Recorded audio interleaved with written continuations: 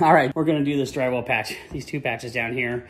This house had a rotten floor from a leak from the utility area on the other side. So we've cut out the bad, repaired it, and now it's just doing the drywall, finished drywalling.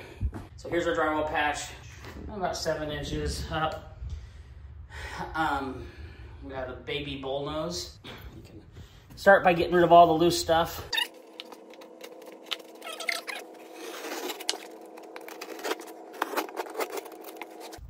It's loose. We might put a couple nails in that one. Isn't there going to be trim that goes over it? Yeah, but it's hard to get it mudded straight. Oh yeah. First.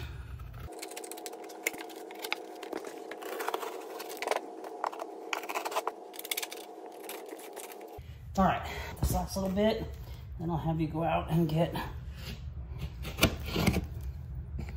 your screw gun and a couple more screws. All right, so once we have that kind of cleaned off, then I come over here and I get rid of this caulking from the trim, guys, from the top of the trim, because I don't want to mud over it. I want to make sure that's as flat as I can get it. So my drywall mud is going to come way up to here, and then we'll blend all this in. But where I'm doing that, I want to take my 5-inch knife and I want to scrape down as much of this texture as I can for a couple reasons. Number one, it'll make it a smoother wall for our new texture, our new mud to go on to.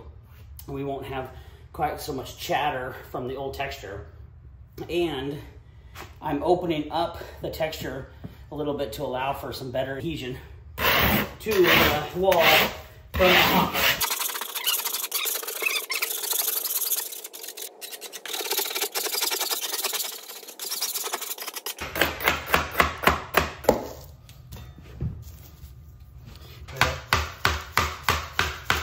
Maybe get that 2x4 in on the bottom. Oh, for the bottom plate? Yeah.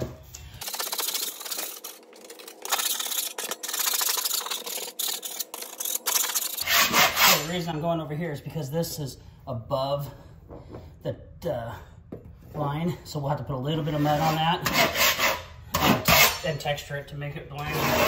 I always, with these textures, we always soak them in hot water, the hottest water we can get out of the tap, and we do that right off the bat, so they have 45 minutes to an hour for them to soak up the heat. In between our coats of mud and stuff, we'll come in here and we will shake them real good, make sure that the mixture inside of them is getting mixed around, and then put them back in hot water. So now we're just gonna put a couple little screws in that bull nose. All I'm trying to do is just kind of hold these ears in a little bit on the side of it. I don't put it through it. I put it right next to it. So kind of squeeze it in there. And I'll do the same to this side.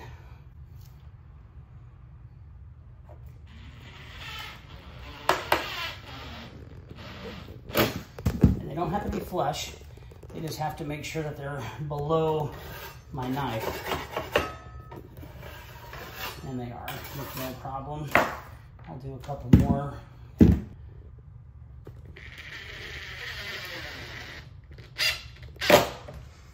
Not too crazy worried about these because they are going to get mesh taped and a ton of hot mud. So I get it right on there, I tack it in. You want to make sure you rub your mesh tape in really well. Then I'm going to do one right on that piece of bull nose, and that will help lock that repaired bull nose in. And we're looking to make sure that you can see some daylight between the bull nose and the knife. Hot mud, the key is to work with really clean water, really clean walls, and if you can, a very fresh bag of hot mud. I like to get my hot mud either from my drywall supply houses or a high volume hardware store like Home Depot or Lowe's, where lots of drywall is being sold. So And it's the same. Yep, it's fresher versus some of the smaller lumber yards will have drywall, hot mud, sitting on the shelf for 3-4 months, and that's getting old and collecting moisture out of the air. Yes, I know. Ask Skylar. I'm always giving him a hard time about dirty and clean buckets.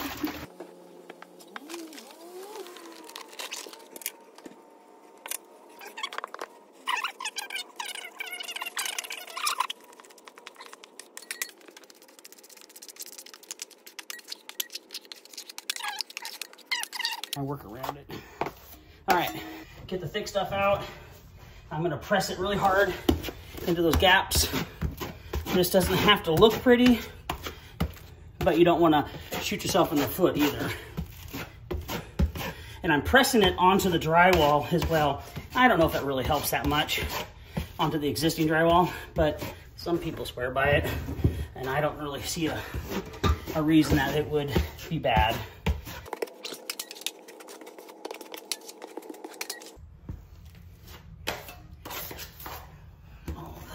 Drywallers on the internet right now are cringing.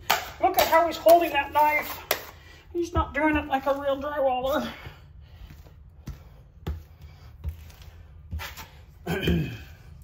All right. Tell us my 40 years of experience.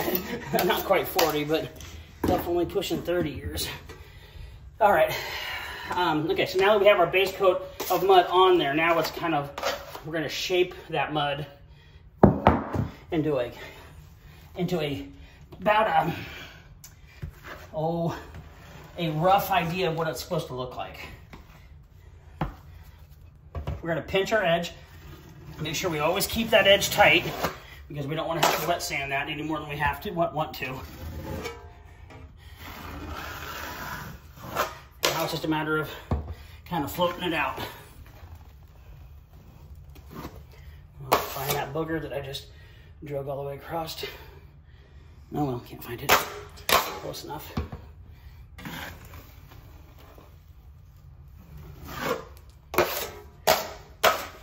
The thicker the mud, the easier it is to float these things out to look like that.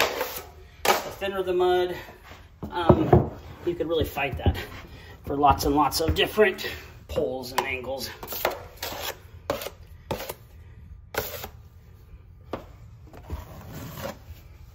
So that is one coat of mud, hot mud, and I'm done. That's all I'm gonna do as far as coats of hot mud on it. I'm gonna shape it and wet sand it, but it's good enough. Put it on thick and put it on smooth, and you don't have to do it in multiple layers. So kind of the same thing here. And pack in those empty voids, force it against the existing mud. And I'm gonna fill in those cracks really, really well. Then I'll pull the 12-inch knife out, smooth it all up, and then just like kind of like a concrete guy, we're gonna wait for it to get semi-stiff, and then we'll wet sand it. And really not even wet sand it, more like wet shaping it.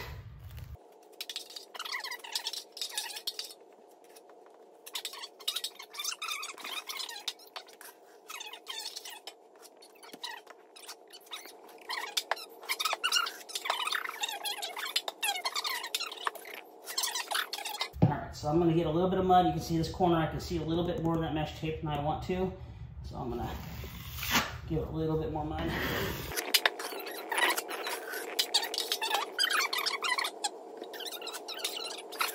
I'm going to get out of the way, and I want you to kind of show all those ripples and stuff like that so people see that it doesn't have to be perfect. You can. I'm just going to kind of fill this in.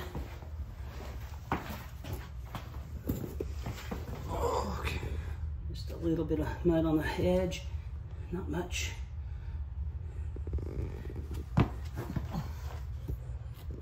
It doesn't have to be perfect because we're gonna wet sand it down.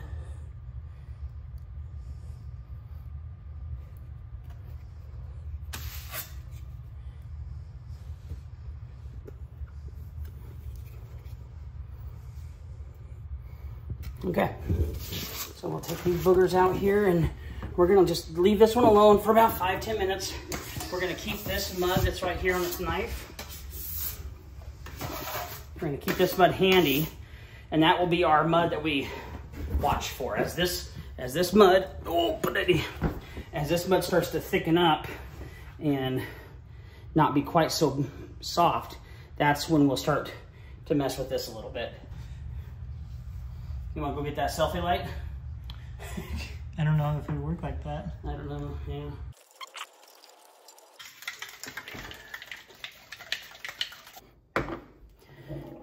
Okay, so we have one big can of oil-based, and then we have 2 small cans of water-based.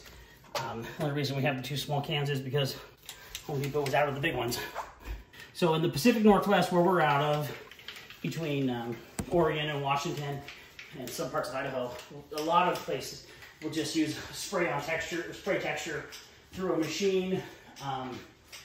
This is called a medium orange peel. That's because it's 100% coverage and texture, but it has medium-sized dots. It doesn't have super large ones, and it doesn't have fine. So if you get close to this outlet, so people can use the outlet as a reference how big it is. That's why we're using the 2 textures. The oil base will give us our size and our volume, but because this wall's been painted, you can see on this paint, so get it really close at an angle, the texture is really filled in. There's no real powerful texture. That's because the paint and primer has filled in all the small little holes. So we are going to use the oil base to get the dots, and then we'll use the water base to kind of go over it and create the softer look. And that's what we do. Why we do it. This mud is now much more rigid.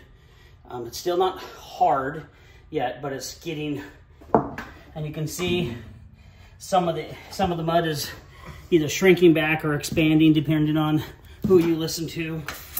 What we don't want to do is get into the thick parts of the mud yet. We want to focus on this part right here, why it's still at this phase.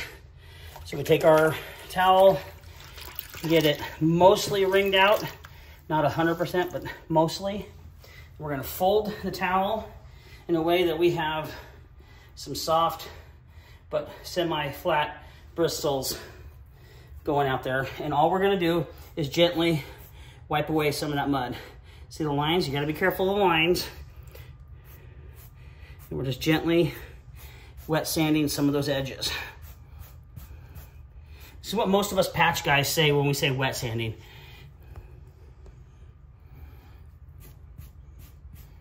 We're just blending that edge a little bit while it's still wet.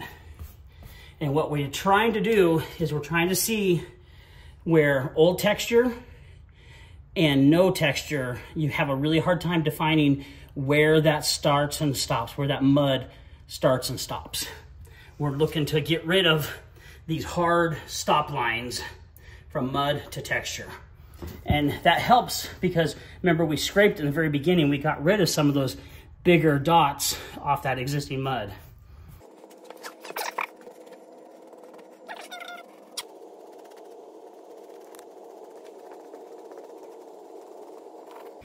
Sample piece we have is pretty hard. It's still soft enough that we can break and slide it around.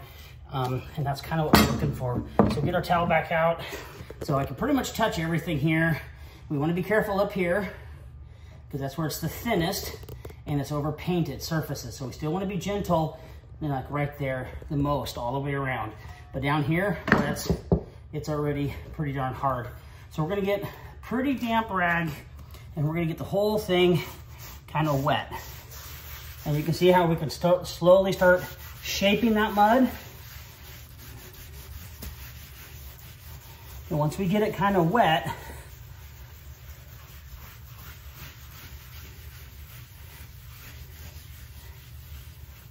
we can take our knife and we can start scraping it. Getting rid of some of those high spots. Now you have a little bit of that slurry, you can actually fill some of those low spots with that slurry.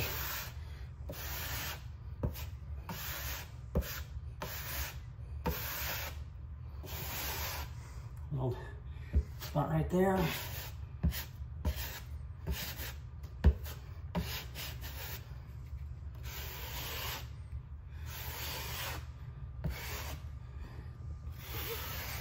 Try and stay on the areas that you got wet.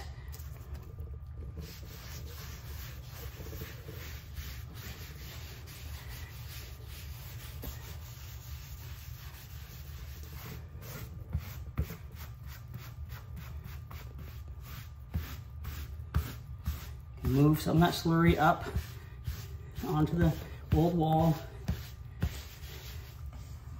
We'll go ahead and clean this knife.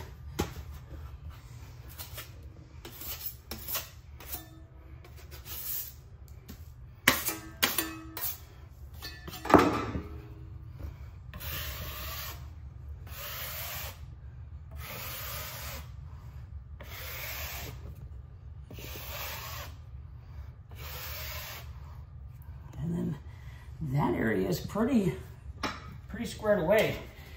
I think we'll leave that area for a little bit and we'll kind of move down here. Kind of do it again.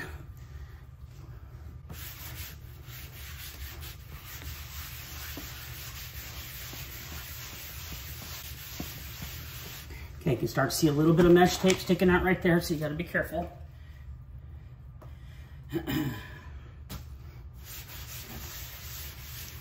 Not the end of the world. Moving some of that mud slime around.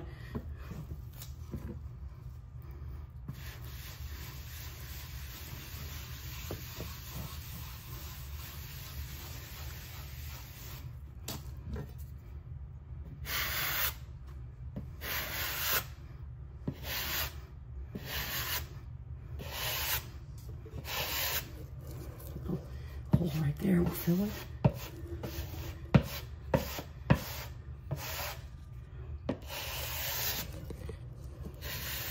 Okay, see the mesh tape coming out there a little bit? So you can put your knife on it and rub that in just a little bit. Put a little bit of mud on top. Hopefully we can make it go away. Let's see.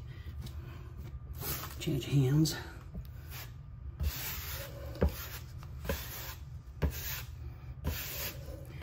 Well, it's not ideal, but it's gonna work.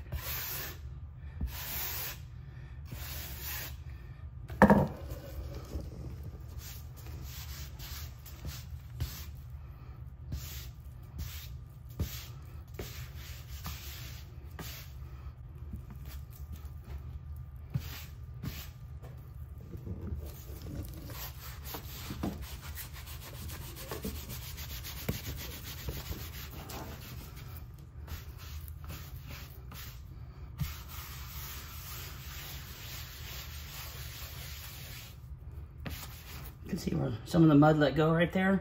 That was probably contaminated from the wall paint or caulking, or I just got too crazy with my rag, one of the two.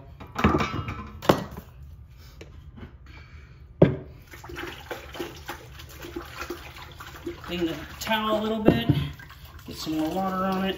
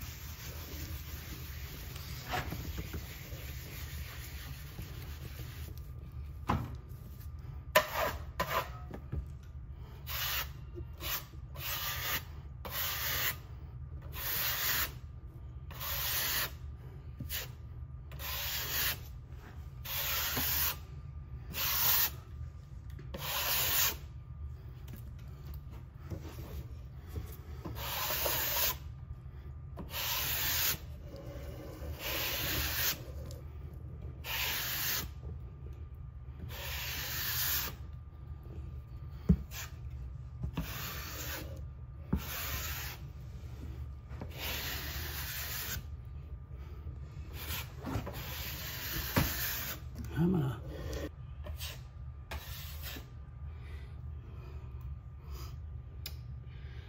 Yeah, that is about texture ready there. Okay, oil-based, Homax, wall texture, orange peel, different sizes. With these, get rid of safety on it. It says right here, when you turn it one way or another, it's heavy or it's fine. So it says fine right there. It says heavy right there. We want it to start with a little bit more on the fine side. So the more of the fine you see, the less material will come out, but the more gases will come out. I always start with a piece of cardboard. I'll get it close to my patch, and I'll hit the cardboard first, kind of see what we're looking at. All right. A little bit too fine.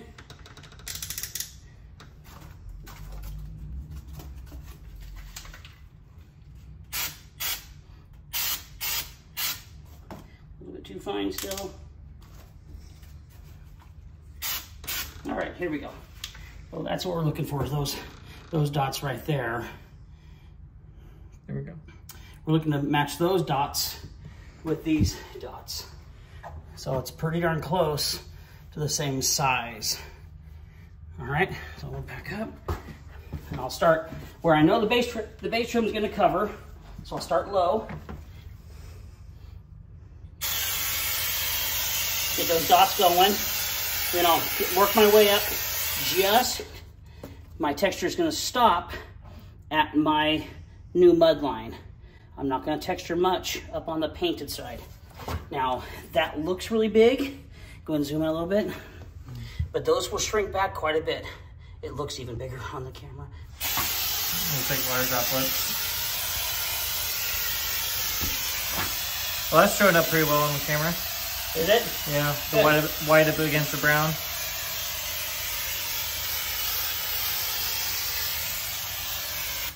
Okay, I might thin that up a little bit as it's starting to get closer to half can. I'm gonna hit the corner bead right on the, or the bullnose, right on the nose of it. Oops, too much, too thin. Or nothing's coming out. That's just a mist.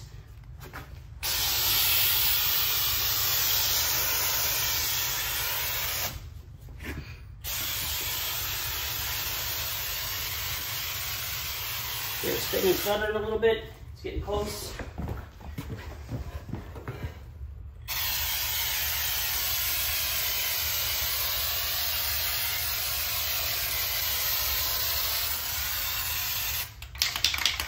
Get really close. You can definitely see your circles.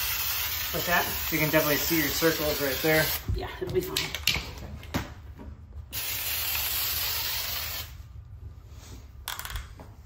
All right, we'll let that, I'll shake that a little bit more.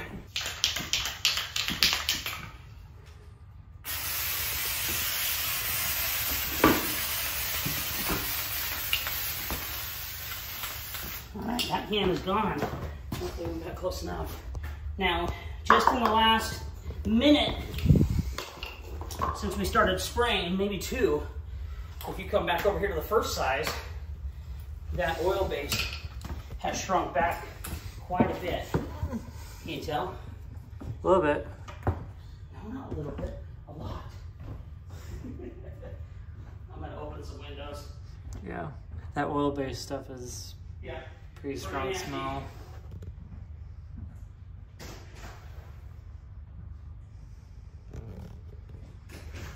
Kind of see.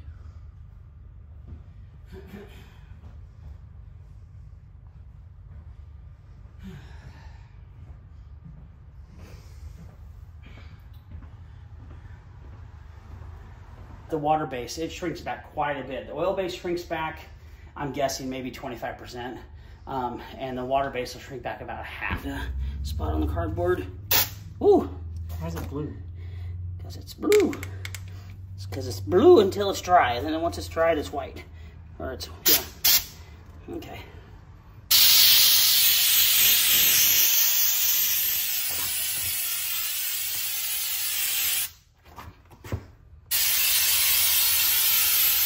I'm going a little higher up on the texture this time on the original wall. Because it shrinks that so much, that will be our blended area with the paint.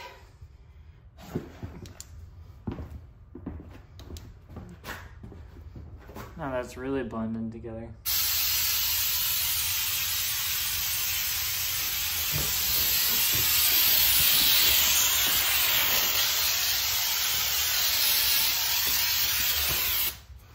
There's our second can. All done. That was fast. Yeah. Those little 10 ounces go pretty fast. They do. But it covered about the same amount of area just because we didn't put as much.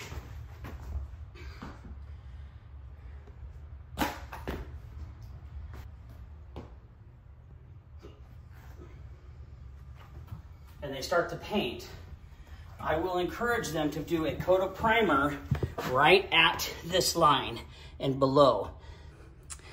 That way the primer will help fill in some of these little voids that the texture left that this texture up here doesn't have anymore. So we would suggest that they prime all the way up to here, then stop, and then they can paint the whole wall. That would be ideal.